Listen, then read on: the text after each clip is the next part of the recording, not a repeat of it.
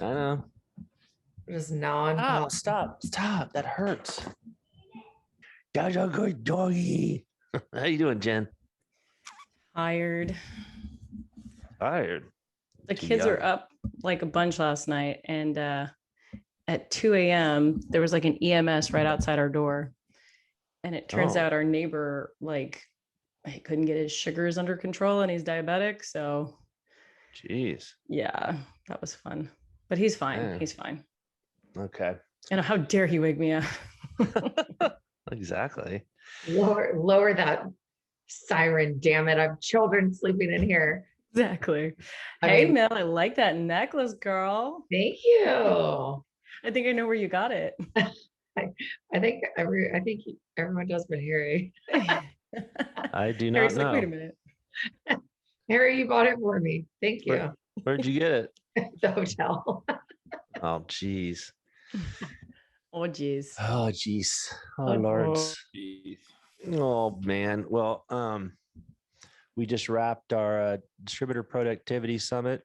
It's been a couple of days since we've done a podcast. We actually recorded one right after the summit poolside, but we had some technical issues with it. It was real choppy, so we decided not to post it. But so let's just recap. We shotgunned all those high noons for nothing, Harry. I know. Well, we might have that as an extra at some point because we did have our youngest employee, Hannah, who's Gen Z, taught everybody how to shotgun high noons, and we didn't have the heart to tell her that we just because we're old doesn't mean we don't know how to shotgun. But I think Jessica did it faster. Jessica was the best. Yeah. By far. And she kind of showed us all up. Well, anyway, we had some real fascinating sessions. And so I just wanted to recap real quick. Sessions that got a lot of interest was the first one about cybersecurity. And David Jemet at what is it, Siberius, I think? Yeah. Cerberus. Yeah. I mean, something like that. We'll call it Sea Sentinel. Yeah, Sea Sentinel. And he had a lot of good advice, but I think the big takeaway is just because you think you're a little company that a sleepy in a small town or whatever, doesn't mean you're not going to be hacked. And it's not a question of if, it's when. Any company that deals in the amount of daily receipts that beer distributors do is vulnerable. And also companies that run on 24-hour shifts like beer companies do, or any disruption and anything causes a lot of money. So they're really ripe for ransomware when you think about it. And Jordan, what were the takeaways that you got from that presentation? The vulnerability for anybody, for sure. And that it's not just affecting you, it's affecting everybody you deal with, who you receive product from, who you deliver product from. If you get locked out, it kind of shuts down that whole entire ecosystem. And that people need to open up a little bit more about their experience with, getting hacked. Because the more, I know it's embarrassing, or some people feel it's embarrassing to talk about, but the more you open up and share your experience, I think the better info that's shared, and people can kind of prepare for it and share best practices and kind of get ahead of it, because the hackers are always going to be ahead, he said. But yeah, they're sitting there 24 hours a day thinking about how to get in. And I thought the other thing that was interesting is that they're usually in your system for almost a year before they even do anything, or you even know that they're in there, and they're in there, poking around, looking for vulnerabilities, for data, and for ways to shut it down. And also they have malware. They put in really booby traps to where if they are discovered, even if you do discover that you've been hacked and shut them down before they do anything, you might have a ticking time bomb in there that'll shut everything down automatically, Yeah. So, yeah, very kind of a depressing, disturbing development. But And I was also surprised that there are many beer companies out there who have already been hacked, who've already been through this and just haven't really talked about it. And you kind of understand why. But we, a large craft brewer just emailed me yesterday and said, yeah, we've been through it. Luckily it only attacked a smaller part of our business, so we were able to contain it. But he said if we had left it even one more day, it could have gotten through our whole enterprise and shut everything down. Anyway, good advice, good talk. Another interesting prezo I thought was Jessica Lucas at BDSM, not BDS. What? Keep doing that. I can't tell if that was scripted or if you actually just BDSM is just so ingrained in your mind. Well, you know what I'm doing in my spare time, I guess now. No, but anyway, Jen, what takeaways did you get glimmer gained from Jessica's presentation? Yeah, well, the whole angle was kind of things that she could offer distributors who are looking to eventually get into the cannabis space. And I mean, really, my takeaway was it's going to be a long horizon, right? Because there's so many things that have to come into play. That Schumer bill that just dropped, she said they don't foresee that passing. There's going to have to be a lot of changes made there. They predict legalization in 2022, but of course it'll be very state specific. And some states you have to be completely vertically integrated, right? So your distribution and your production and everything else, retailing has to be completely all the way through. And then in others, it's not that way. And there are some people who offer distribution just do distribution for cannabis in certain states and what have you. But I just thought it was very telling when somebody asked, well, can you ever see a day where these products go through, say, C-stores? And she was like, no, not really. I mean, maybe, but that is so far away from now. So distributors still want to get into it. I mean, beer distributors do still want to get into it. I've talked to several who are definitely watching it. But it was interesting to me, the pricing. That was one of the most interesting things to me, right? Because she put up like a 6-pack of a tiny little cans of like cumulatively 10 milligrams of THC, and that's still selling at like $20. And the margins are high, but the tax rate is really high too. So a lot of red tape. Yeah. Let's say. I mean, there was an article in MJ Daily about how California has not cracked the code because the vast majority of cannabis sales are still illicit.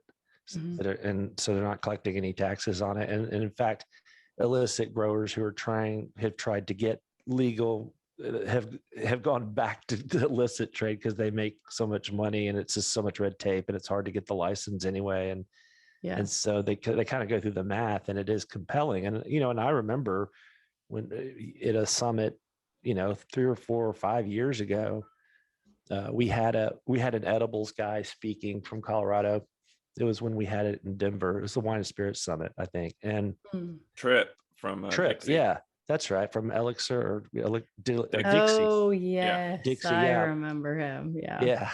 And I remember thinking making cannabis legal has to also come with making it very illegal to have it illegally, just like alcohol. Like, you get in big trouble if you get caught with it under 21, or if it's in your car. There's certain rules, but California didn't do that. They basically made it legal and then also decriminalized it, and that's the worst thing you can do, because then the illicit trade is just flourishing.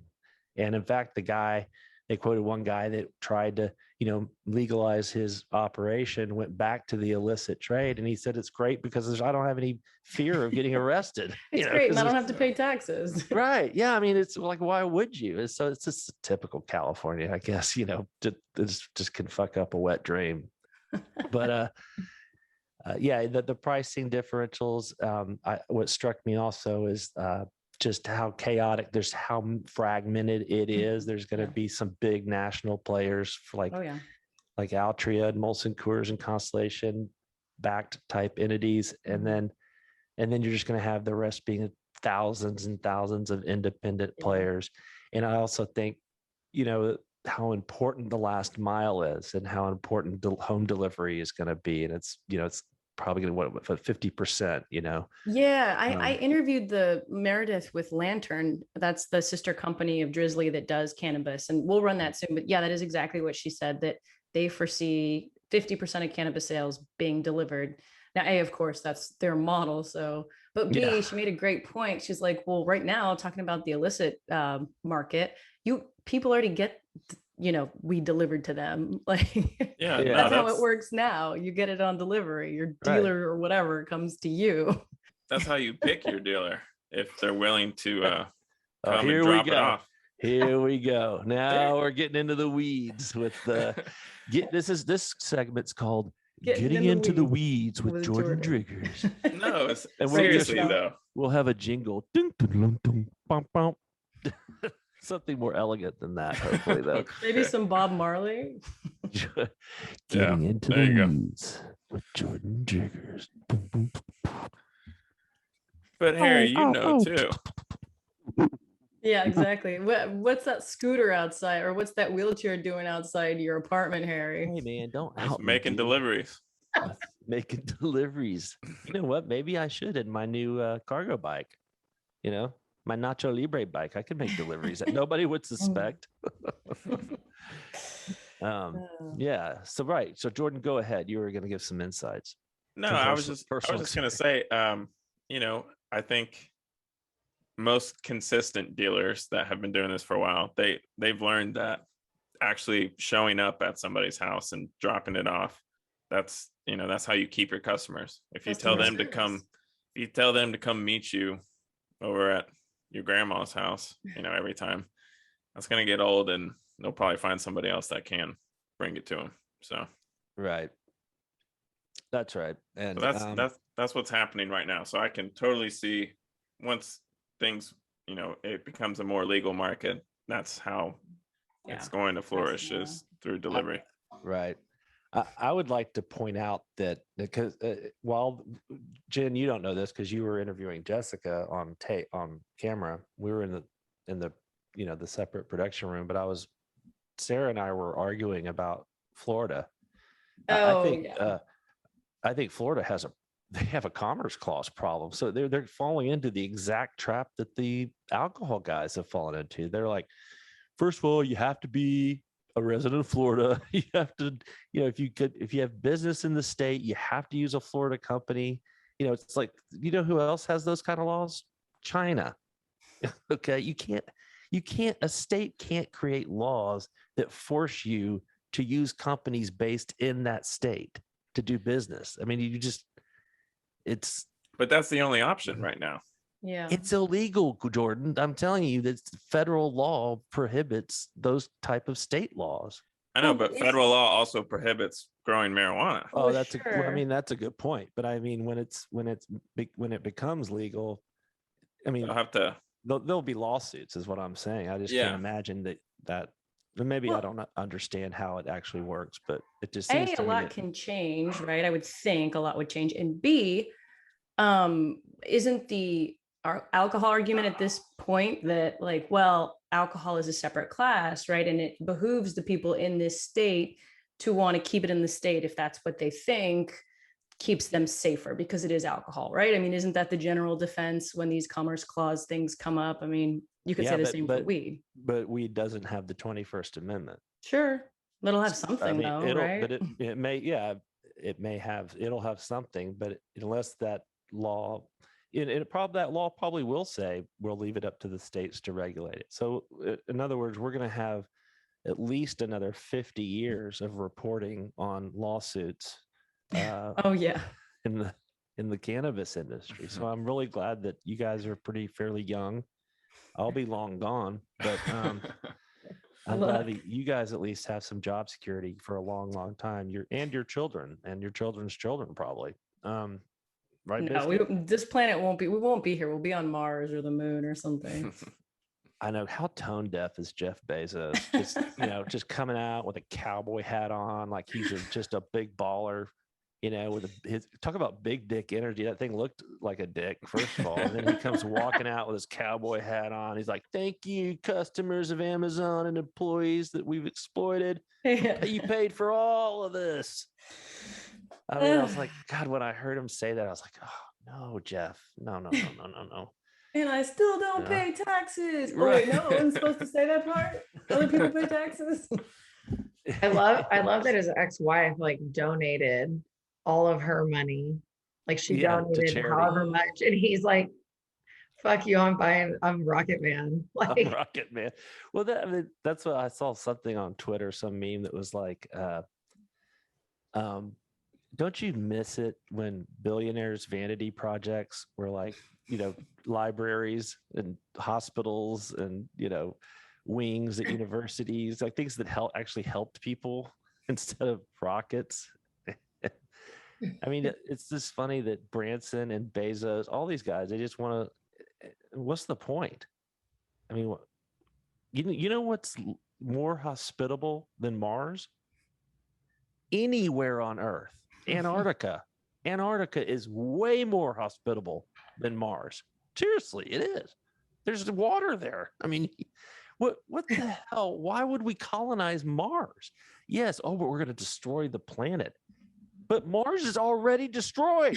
Why would, I mean, we couldn't destroy this planet. We would have to really destroy this planet a lot to get it to where Mars is now.